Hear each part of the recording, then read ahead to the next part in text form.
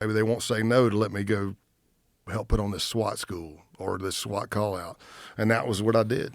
But that wasn't working for me in Tennessee anymore. And I went to the head of the division and requested to be moved. So I went to Joint Terrorism Task Force, and my skill set kind of led right into that domestic terrorism stuff, because it was like in the state of Tennessee, you have Aryan Nations, which was the Tennessee Department of Corrections, TDOC prison gang, but it's white supremacy. So as a case agent, I started working that stuff. And then I just started getting more exposed to those kind of cases. So now when the canvases start coming up, or we're running an undercover op ourselves, those cases are coming in, and it's like, okay, I'll do that one, unless anybody's got a disagreement, and that's what I started doing. That's how we kind of got into those, because we started getting more threats, after the Charlottesville stuff. Now it's really getting kind of on the radar. They're like, man, maybe we should be putting more resources. Maybe we should be putting, the FBI is saying, maybe we should be putting more resources to this domestic terrorism threat. And that's what I started getting. I mean, I would go into, I kind of mentioned it earlier, but a neo-Nazi group, but it's mainly online. And here I am for 5 months reading post after post. And if I woke up after 6 hours of sleep and I was 1,500 posts behind, I'd rewind it and read them all for 5 months, because I didn't want to miss anything. Me personally, I didn't want to miss anything or anything bad happen because I missed something.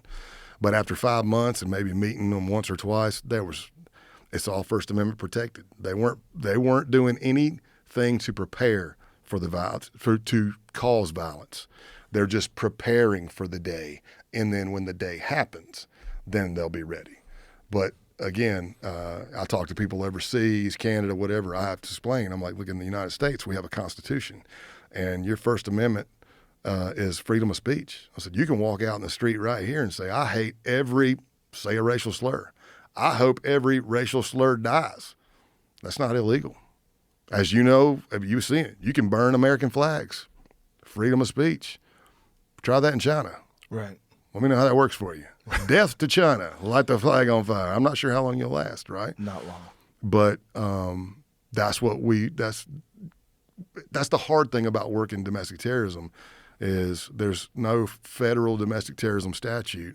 So you're trying to see what crimes are they committing, if any, and what can we do to get them off the street if they're planning bad things.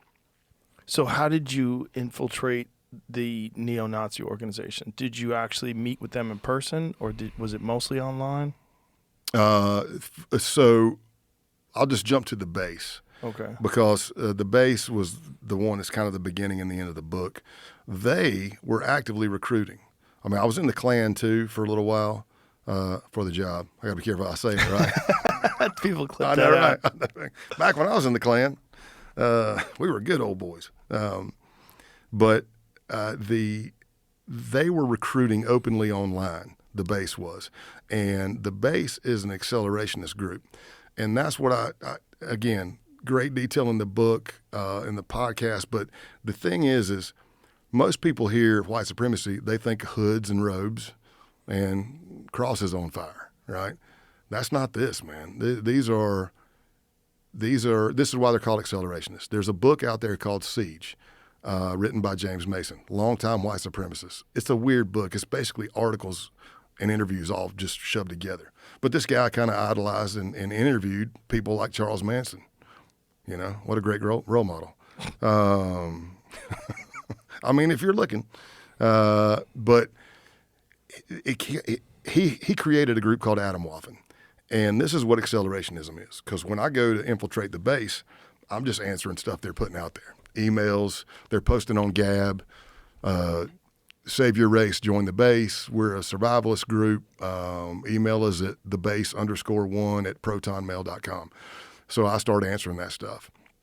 After about a week or so of emails back and forth, asking me everything, my ethnicity, my height, weight, when was my red pill moment, which they kind of use the Matrix theme there. So if they say, when were you red pilled?